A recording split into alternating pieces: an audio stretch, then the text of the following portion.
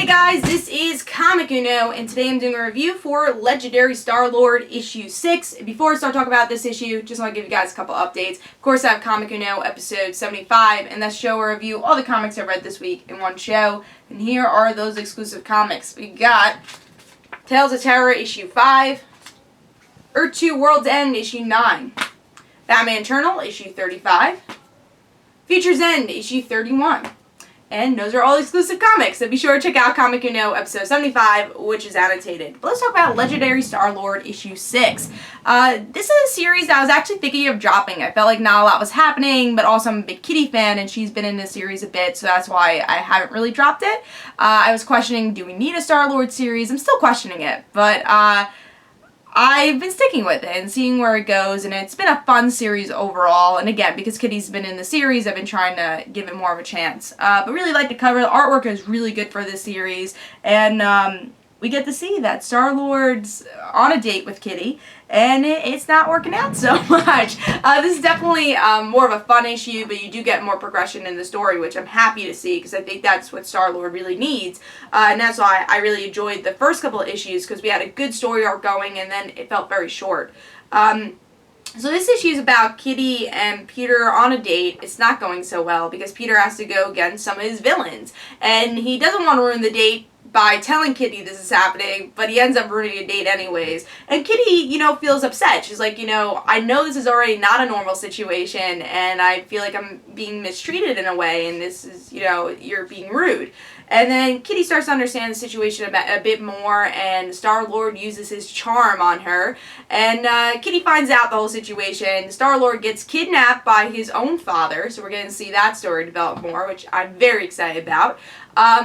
And we get to see that Kitty is going to save the day for Star-Lord. So it's reversing the damsel in distress moment, with Kitty being the person rescuing the damsel in distress, which is Star-Lord. And the next issue is going to be called Star-Lord in Distress. I really enjoyed that.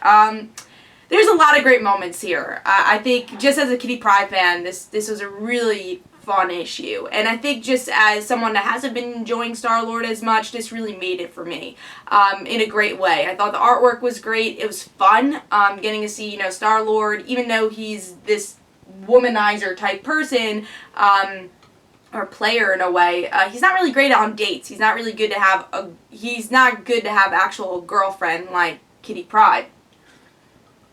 He's not a charmer in that way. So I thought that was interesting to see about him. And then, again, having his story continue with his father, I think this is definitely a better place to have his father's story than in the Guardians of the Galaxy series, because there's just so much going on in that series. It's better to have the father's story here, which I think is always intriguing, that the father's the villain and where that's going to go. But yeah, overall, I love the ending. I like that they twist a trope that we all know, the damsel in distress, and Kitty Pryde is the one who's going to save Star-Lord in his own series. And where's the relationship going to go? I don't know. Am I a fan of Star-Lord-Kitty relationship?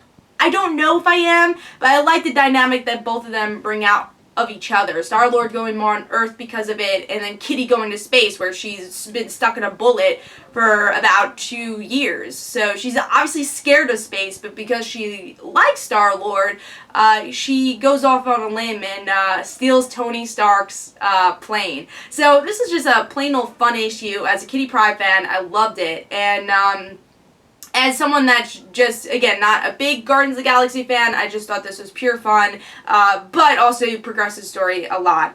Good artwork, and I'm really excited to read the next issue. So I gave Legendary Star-Lord 4 stars, almost 4.5, but I did give it 4 stars. So yeah, definitely pick up Legendary Star-Lord. It's a blast to read. At least this issue was. So hope you guys enjoyed. Don't forget to follow me on Twitter for Comic Uno and The Right Situations. Don't forget to like my Facebook page. Also, description below, there's links for my comic book, Like Father Like Daughter. And don't forget to like the Facebook page of Like Father Like Daughter. And I'll see you guys later.